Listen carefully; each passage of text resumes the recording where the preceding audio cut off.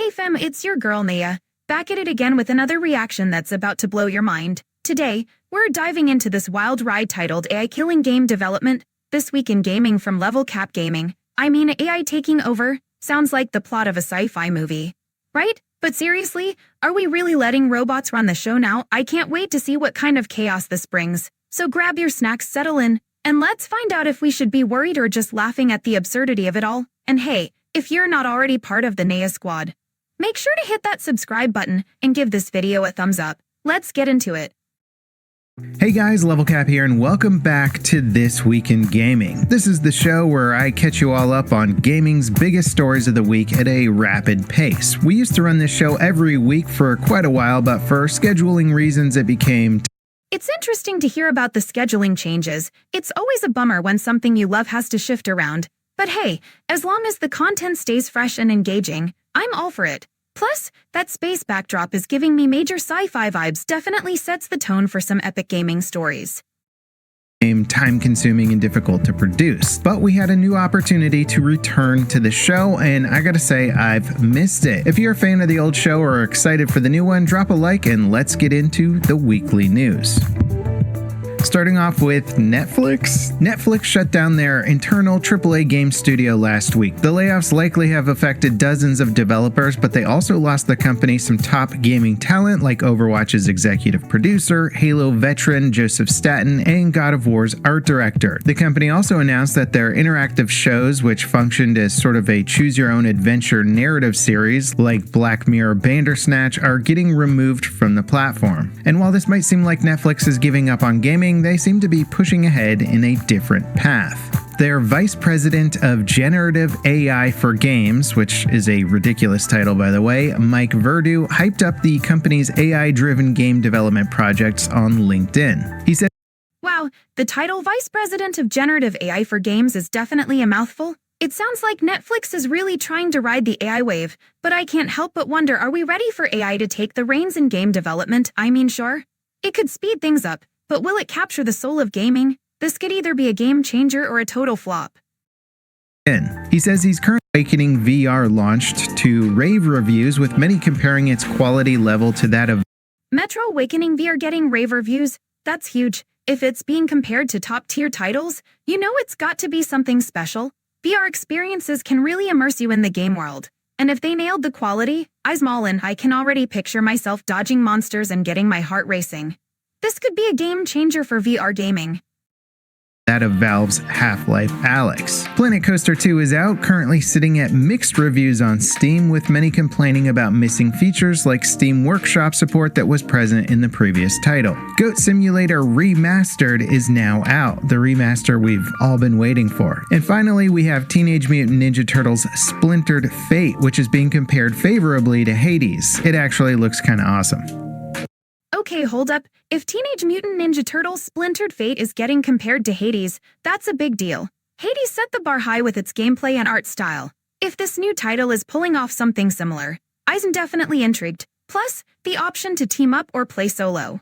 That's a win-win. I can already picture some epic turtle action. Awesome.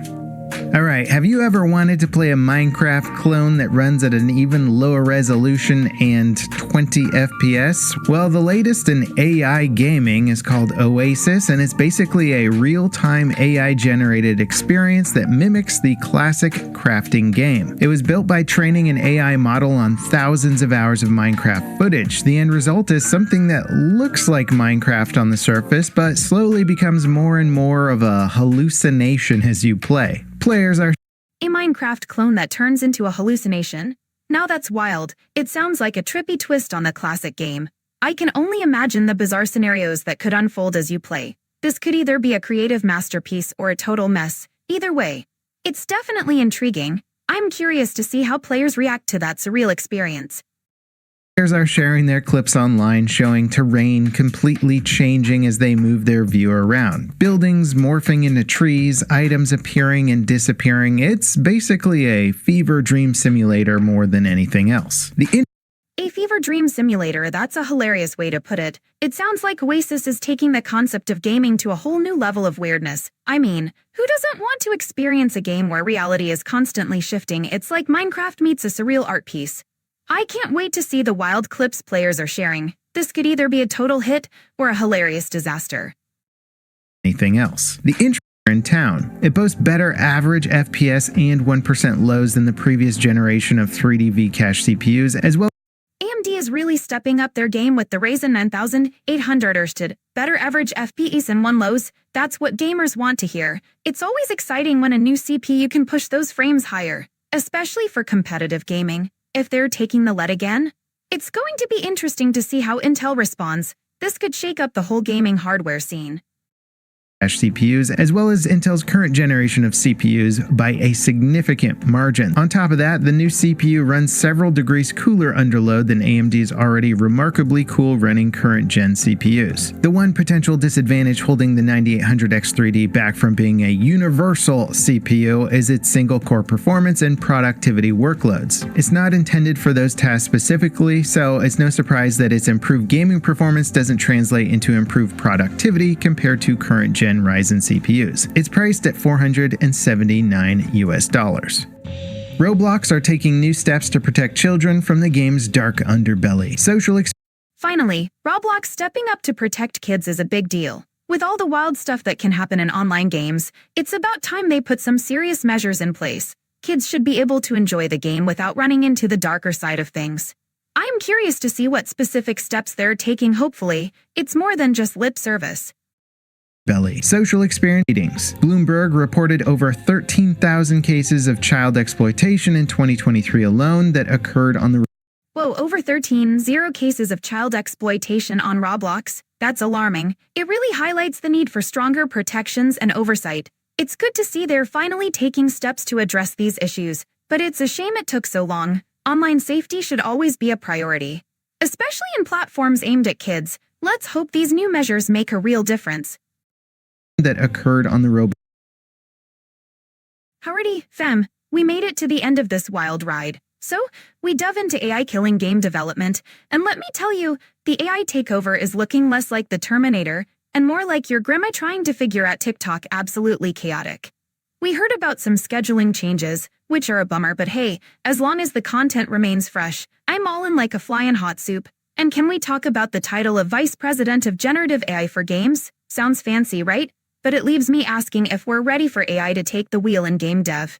What do you guys think? Is it going to be a game changer, or are we just setting ourselves up for a tech disaster? Finally, BR is getting some mad love with Metro Awakening, and I am totally hype. I mean, who wouldn't want to dodge monsters in a digital world?